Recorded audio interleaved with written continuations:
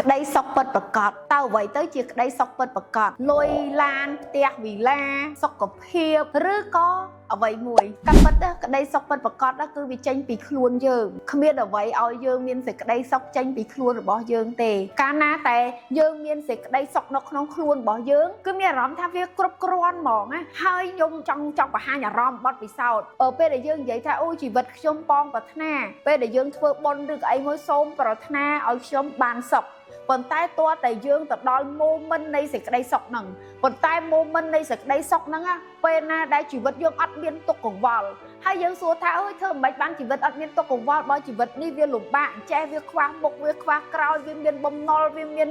ទំនួលខុសត្រូវការប៉ັດមែនទេ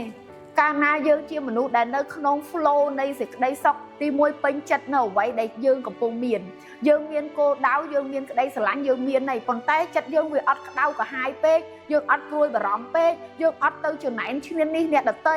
គឺយើងសុខនៅភាពជាយើងគ្រាន់តែថាដូចដកដង្ហើមក៏ស្រួលគេងក៏ស្រួលញ៉ាំក៏ស្រួលវាដូចរលេះចោលបើថារំដោះចោលនៅអាទុកកង្វល់ហ្នឹងណាចានិយាយទៅមែនពេលដែលខ្លួនយើងបានរស់នៅក្នុងខ្លួនយើងហើយស្វែងយល់ពីខ្លួនឯងហើយយើងទៅដល់អា moment មួយនៃសេចក្តីសុខហ្នឹងមានអារម្មណ៍ថាដូចធូរខ្លួនហ្មងណាស្រួលខ្លួនហ្មងណាហើយពេលវេលាដែលយើងធ្លាប់ឆ្លងកាត់សម្រាប់អ្នកធ្លាប់ឆ្លងកាត់ការសមាធិ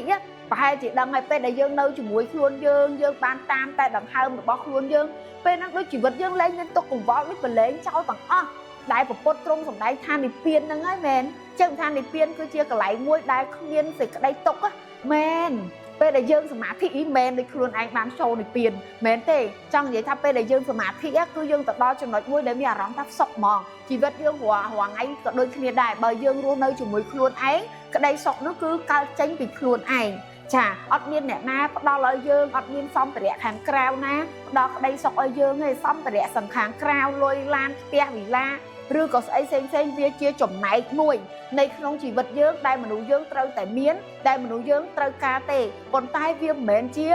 សេចក្តីសុខពិតប្រាកដរបស់យើងទេក្តីសុខរបស់យើងកើតចេញពីក្តីស្រឡាញ់កើតចេញពីការផ្ដល់ឲ្យកើតចេញពីការដែលយើងមិនច្រណែនឈ្នានេះអ្នកដទៃយើងពេញចិត្តនៅអ្វីដែលយើងមានហើយយើងដឹងច្បាស់ថាខ្លួនយើងជីវិតយើងហ្នឹងយើងទៅណាដោយយើងមិនបាច់ចាំខ្វល់ខ្វាយជាមួយនឹង